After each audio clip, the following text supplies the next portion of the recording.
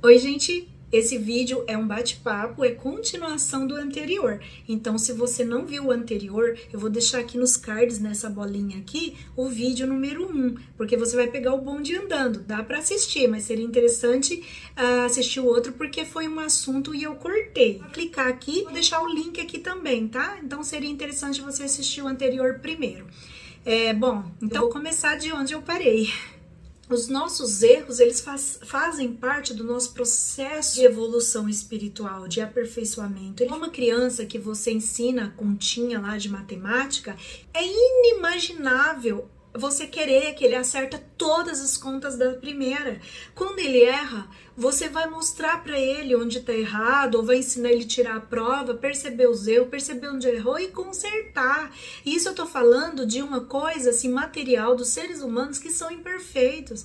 Imagina Deus, não cabe mais no momento que a gente tá, imaginar Deus triste com a gente, imaginar Deus decepcionado com a gente. Isso só atrapalha a nossa evolução espiritual. Olhar para Deus e saber que antes de você pedir perdão, ele já perdoou. Ele não tem nem o que perdoar, porque ele não te culpa de nada. Ele não te culpa de nada. E mesmo se você vier com palavras para dizer, não, mas culpa sim, porque na Bíblia está escrito isso.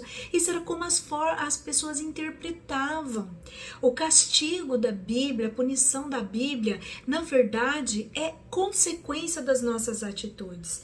Se eu hoje fumo muito, não tento parar de fumar, e a ciência já diz que isso pode me levar a uma doença de pulmão, a hora que eu adoecer não é castigo, são as escolhas que eu fiz. É só um exemplo para a gente entender que muitas vezes as consequências pelas quais nós passamos não é castigo. Não vai ser castigo aqui, não vai ser castigo no mundo espiritual. Existem espíritos sofredores depois da morte? Sim, existe. Acredita-se nisso. Muitos espiritualistas acreditam, não é só espírita, mas o sofrimento dele é consequência daquilo que ele levou daquilo, é consequência dele não conseguir se perdoar, porque se aqui ele não consegue se perdoar, se martiriza ao ponto às vezes até de desenvolver uma doença física, a dor daqui ele vai levar para lá, e ele vai sofrer lá também, para sempre. Não! Até ele compreender que a misericórdia de Deus dura para sempre, como disse o salmista. Então, toda vez que você lembrar de algo que te coloque em conflito, se Deus realmente perdoa eternamente, lembra do salmista. A misericórdia de Deus dura para sempre. É isso que ele diz. E qualquer coisa diferente disso não é Deus. Porque Deus tem os atributos, seriam as qualidades de Deus: onipotente, onisciente, onipresente, infinitamente justo e bom. A justiça de Deus, ela é amorosa. Tem gente que vê às vezes acontecendo alguma catástrofe e fala assim, é Deus amor, mas ele também é justo. A justiça de Deus, ela também é amorosa. Tudo que Deus faz é amoroso. É o nosso olhar que às vezes acha que é castigo e que é maldade, não é. Mas enfim, quando eu penso de todos os atributos de Deus, que seriam as qualidades de Deus, eu preciso entender que eles são eternos. Então, não existe consequência que me faça sofrer que seja eterno. O tempo pelo qual dura o meu sofrimento em vida ou depois da morte vai depender da minha sabedoria a respeito das coisas espirituais. Vai depender do autoconhecimento que eu estou aqui para desenvolver. Vai depender do amor que eu estou cultivando por mim mesmo. Porque se eu sou amorosa comigo mesma, eu vou me perdoar. E os castigos que eu me coloco, tanto aqui na Terra quanto depois no mundo espiritual, está muito relacionado ao amor que eu tenho por mim mesma. Porque se eu consigo me amar verdadeiramente, eu vou me perdoar. E quando eu me perdoo, eu vou me tirar daquele sofrimento. Porque o juiz, ele está aqui. Ele não é Deus. Deus é justiça, mas Deus não é juiz. As leis de Deus, ela está nas nossas consciências, elas foram escritas nas nossas consciências. Quem conhece um pouquinho da Bíblia sabe disso. Eu não estou aqui para citar versículo porque eu não memorizo. Por isso que Deus colocou as leis divinas, as leis dele. Eu não estou falando de ensinamentos humanos baseados na lei, que muda de época em época. Eu estou falando das leis divinas, essas que não mudam jamais. Elas estão nas nossas consciências. Assim como o animal tem o instinto e ele age pelo instinto, nós temos as leis de Deus que nos guiam o tempo inteiro. O problema é que às vezes a gente não se conecta a elas. É muito importante eu entender que a misericórdia de Deus dura para sempre. Porque isso, para mim, é algo assim que me faz realmente acreditar nesse Deus amoroso, nesse Deus poderoso, tão poderoso, que Ele mesmo nos dá mecanismo de nos aperfeiçoar, de nos curar e até de nos julgar. Porque às vezes a gente precisa passar pelo julgamento para a gente aprender. Muitas vezes é esse julgamento interior que tira as nossas máscaras e que nos abre caminho. Não precisa acionar esse juiz. A gente pode ir pelas leis de amor, como Jesus falou.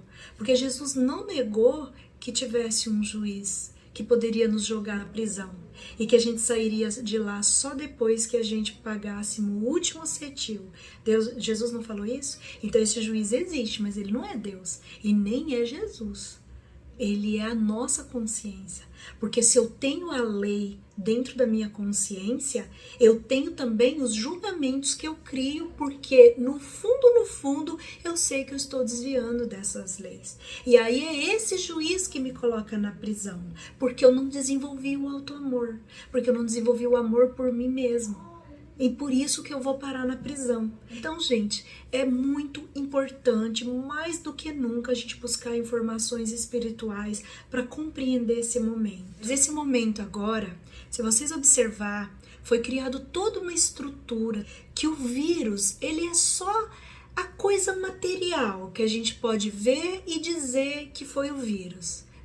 Tudo tem uma causa, né? Então, a causa foi o vírus, fisicamente falando. Mas existe todo um arranjo espiritual nesse momento para que a gente fique mais dentro de casa, para que a gente recolha mais em vibração de amor, para que a gente comece a ser mais solidário, tá? Porque a gente precisa ser. A gente não sabe qual vai ser a consequência econômica de tudo isso que a gente está passando.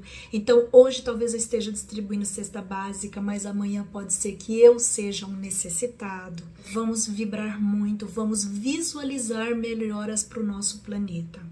E esse momento, tudo aquilo que talvez a gente deixou para depois, a gente tá vendo coisas acontecerem agora pra gente fazer. E a gente tem duas escolhas, fazer ou não fazer. E o que eu posso fazer? Isso que eu falei. Então, é bem o momento da gente desenvolver o amor por nós mesmos. Eu tô com medo, eu preciso entender por que eu tô com medo. Aí eu preciso entender de tudo que está me fazendo ficar com medo.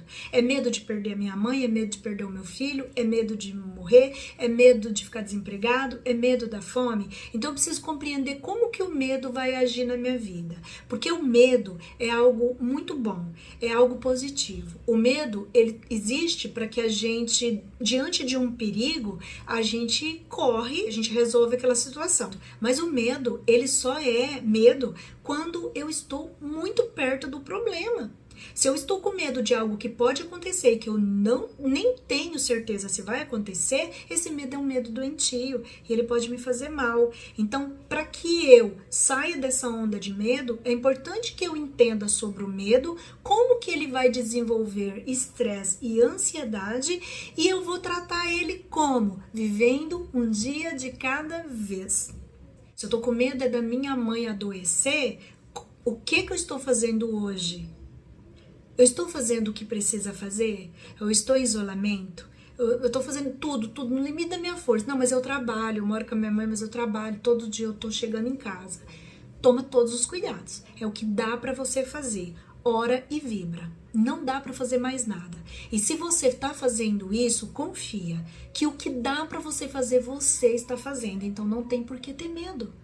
Ah, mas eu tenho medo é da morte. Então vamos entender o que é a morte. Vamos falar sobre a morte? Vamos. E talvez eu vá ter uma relação mais amigável com a morte. Para quê? Para me tirar do pânico.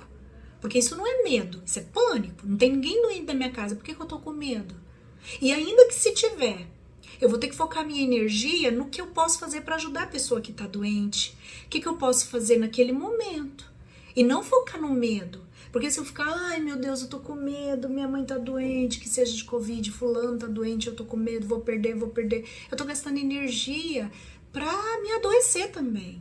Então eu preciso saber assim, o que eu posso fazer agora por essa pessoa que está doente. E é isso que eu vou fazer. Se o meu medo é perder o emprego, não, eu estou com medo de perder o emprego, porque do jeito que tá tendo ameaças, cortes, não sei o que. A mesma coisa, viver um dia de cada vez. Hoje eu tenho comida na minha casa, eu tenho comida para quantos dias? Bom, eu não fui desempregada ainda, então esse mês eu ainda tenho salário. O que eu vou fazer com esse salário?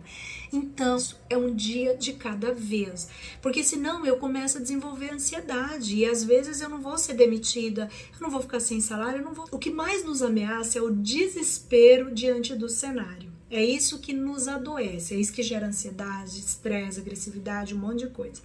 Então, para que eu cuide do desespero, é importante que eu viva um dia de cada vez, é importante que eu me pergunto todo dia, eu estou fazendo tudo o que eu posso fazer diante desse cenário?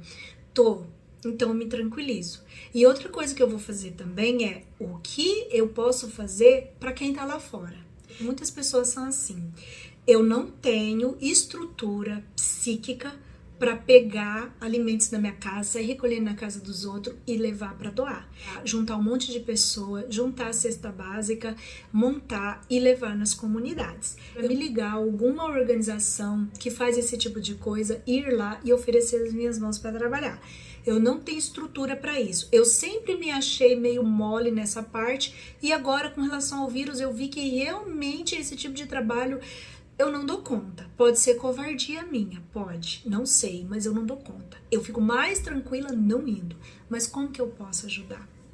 Gente, eu posso, ninguém, o Chico falava assim que ninguém é tão pobre que não possa ajudar. Eu posso ajudar orando, eu posso ajudar, por exemplo, a gente mora em condomínio, entra no grupo e pergunta, gente, tem alguém com dificuldade de ir no mercado que eu possa trazer as compras? Gente, eu tô no mercado, quer que eu leve alguma coisa? É claro, vizinhos, não vai fazer uma lista pro outro, porque senão você complica a vida dele. Mas às vezes 2, 3 itens que você tá precisando, porque depois é uma pessoa a menos no mercado. Aqui, por exemplo, eles colocaram uma lista de pessoas idosas e colocou, olha, eu estou à disposição de ajudar, se você tem dificuldade, se você tem mais de 60 anos, deixa aqui seu nome e seu telefone, que sempre que eu vou entrar em contato, para a hora que você precisar, você me ligar. Então as pessoas lá deixaram a coluna de quem pode ajudar e o outro foi colocando o seu nome e o seu telefone.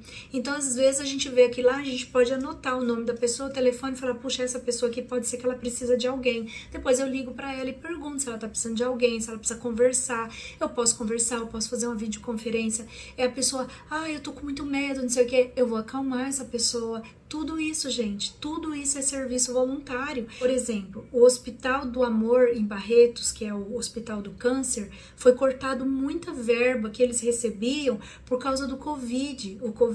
Pegaram várias verbas deles e destinaram ao Covid. Eu não estou aqui dizendo que está certo nem que está errado, eu não sei. Se fizeram isso é porque era necessário. Porém, o hospital, ele trata de mais de 4 mil pessoas por dia. E ele está perigando fechar. E lá é atendimento de primeiro mundo, porque a minha irmã fez tratamento lá e eu sei como que é. Então, entre em contato com essas organizações. Você não precisa dar R$200. Se você der 10, 5, 15, já ajuda. Eu não vou poder dar todo mês. Dá esse mês se você pode. Entendeu? Então tem muitas formas de ajudar. Tem um aplicativo que chama PicPay, ele é super seguro. Você baixa ele e depois você consegue pegar dinheiro no aplicativo do seu banco, colocar nele e com ele tem várias instituições que você ajuda lá em segundos. Você vai lá, tem as instituições, eles são todas sérias, gente, não, até na televisão passou, até o Leonardo, ontem teve um show sertanejo, eles falaram sobre isso. Eu tenho esse aplicativo, eu já recebi coisa que eu vendi por por esse aplicativo, eu já transferi dinheiro para os outros por esse aplicativo. Ele não é um banco, ele só é uma carteira digital. Eu já carreguei celular com esse aplicativo. E aí ontem eles falaram que lá no próprio aplicativo tem as instituições que estão precisando de dinheiro. Então, assim, uns não têm dinheiro. Se eles tiverem estrutura psíquica, eles vão ajudar colocando a mão na massa. Mas quem pode ajudar com alimento, quem pode ajudar com dinheiro, quem pode ajudar com alguma campanha, ótimo, precisa de ajuda de todo jeito. Então, esse momento é um momento assim que nunca ficou tão visível, que tudo que Deus quer é solidariedade entre nós. Sabe? É eu desejar para o outro o que eu desejo para mim. Eu, por exemplo, hoje, a minha prioridade é sobreviver. Sabe, sobreviver a tudo isso, que seja a fome, que seja o vírus. Eu preciso desejar o mesmo para o meu irmão.